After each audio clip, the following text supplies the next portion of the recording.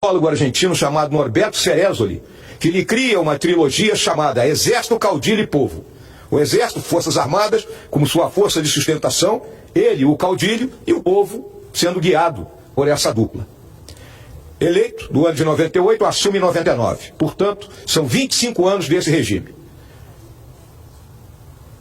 Faz uma nova Constituição. E na Venezuela existem, senador Girão, 5 poderes. Não são 3 como aqui. O tribunal eleitoral que nós temos aqui lá é um poder, é o poder eleitoral. E o 5º poder seria a união da CGU, AGU, TCU, né? É o chamado poder cidadão. Muito bem. Ele inicia esse processo, o legislativo venezuelano se torna unicameral e ele obtém o controle desse legislativo, que lhe concede aquilo que lá é chamado de uma lei habilitante. No ano de 2001, ele recebe esse poder de legislar. E a partir daí começa a mudar a estrutura do país. O país se revolta. Em 2002 tenta um golpe contra o Chávez. O Chávez fica 3 dias afastado, retorna porque há uma briga entre os próprios que o apearam do poder, e o general que foi responsável por essa volta do Chávez, depois morre na prisão onde foi colocado pelo próprio Chávez. Muito bem. A partir daí o processo se acelera. Há uma greve da companhia petrolífera, a PDVSA, no final do ano de 2002, que destrói a companhia e inicia um processo de destruição do país. Uma destruição econômica. E com o grupo do Chávez, não é, tomando conta de todo o país. Já naquele ano de 2003, surge a figura da senhora Maria Corina Machado, na época uma jovem, não é, buscando se antepor a esse estado de coisas. Com outras lideranças, como Leopoldo Lopes, Henrique Capriles e outros que eu já não me recordo, que já faz muito tempo que esse período passou. Jamais puderam disputar uma eleição em igualdade de condições. Jamais. Digo e afirmo isso. Hugo Chávez vem a falecer no ano de 2013 e entrega-se o governo ao Maduro, que era seu vice-presidente. E na Venezuela o vice-presidente, senhor presidente Rodrigo Pacheco, não é eleito. Ele é indicado pelo presidente após a sua eleição. O Chávez teve vários vice-presidentes que ele podia retirar, retira-se um ministro quando a gente compõe um governo. Maduro, então, está há 11 anos no poder. As perseguições são incansáveis. As principais lideranças políticas ou se exilaram ou estão presas. Hoje nós temos em torno de 300 presos políticos na Venezuela. Recentemente, uma ativista de direitos humanos, a senhora Rocío San Miguel, foi presa e passou 3, 4 dias incomunicável.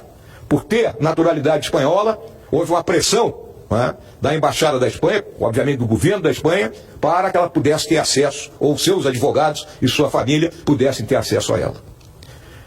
Nesse processo todo, a debacle econômica do país, a debacle da cultura venezuelana, a debacle do povo venezuelano, está registrada por os mais de 8 milhões de venezuelanos que abandonaram o país. Muitos deles vivendo aqui do nosso Brasil em situação muito ruim.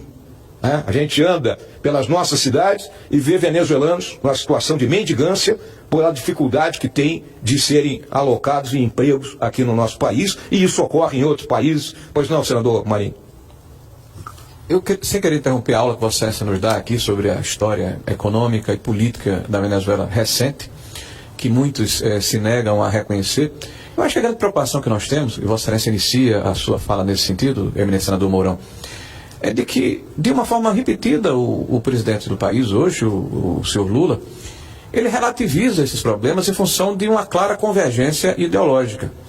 Então, na hora em que o presidente fala, por exemplo, numa entrevista, de que quando ele foi impedido pela justiça de se candidatar em 2018 e não ficou chorando e indicou um candidato, ele se refere a uma pessoa, que é uma mulher, que foi retirada da possibilidade de candidatura por uma ingerência de uma corte completamente aparelhada pelo eminente presidente atual Maduro.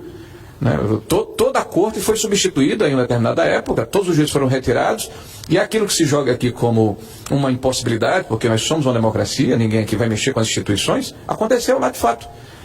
E o presidente não só minimiza, como inclusive chega à grosseria de comparar a situação dele, que havia sido preso em 3 instâncias por claras denúncias de corrupção, comprovadas por centenas de delações, por mais de 50 acordos de leniência, por 25 bilhões de reais que foram devolvidos, E por uma circunstância técnica, isso tudo está sendo objeto de um revisionismo histórico, né?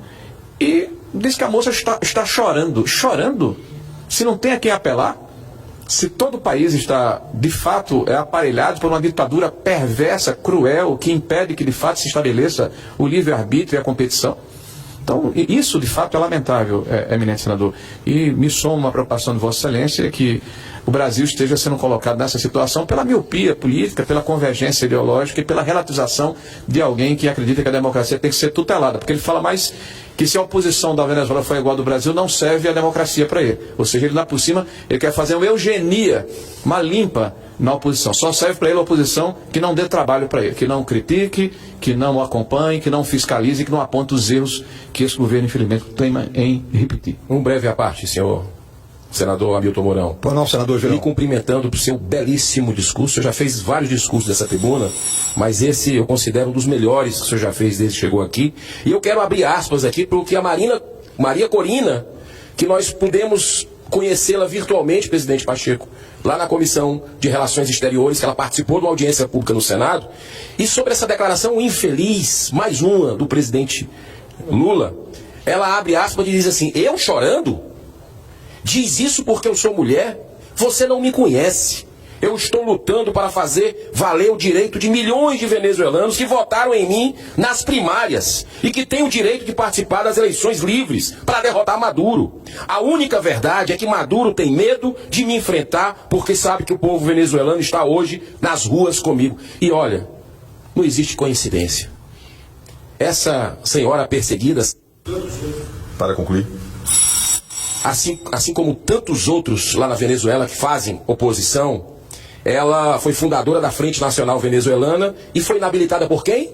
Pela Suprema Corte de Justiça. Então, por 15 anos, isso não existe coincidência.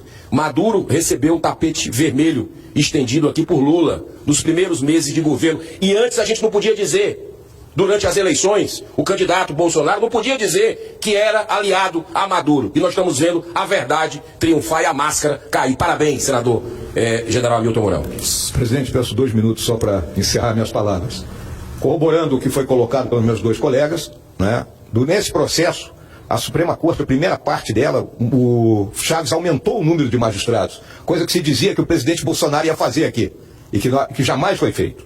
Né? Então, ao aumentar o número de magistrados, ele adquiriu o controle da Suprema Corte, fora ter nomeado todos os juízes, né, todos os magistrados do poder eleitoral. Então, a partir daí, não há eleições livres na Venezuela. É isso que tem que ficar colocado. Né? O regime ditatorial busca se preservar com o apoio das Forças Armadas da venezuelana, isso tem que ficar muito claro também. Né? E, consequentemente, né, o Brasil, que sempre esteve do lado certo da história, não pode se colocar agora do lado errado da história e apoiar e dizer, né, que o que vai acontecer naquele país está de acordo com os princípios democráticos que nós praticamos. Era isso que eu gostaria de deixar claro aqui e também buscar clarear isso para o senhor presidente da República, porque não quero colocar que ele está agindo de má fé. Acho que os assessores dele deveriam informá-lo melhor. Apenas isso. Muito obrigado, senhor presidente. Muito obrigado, senador Hamilton Mourão.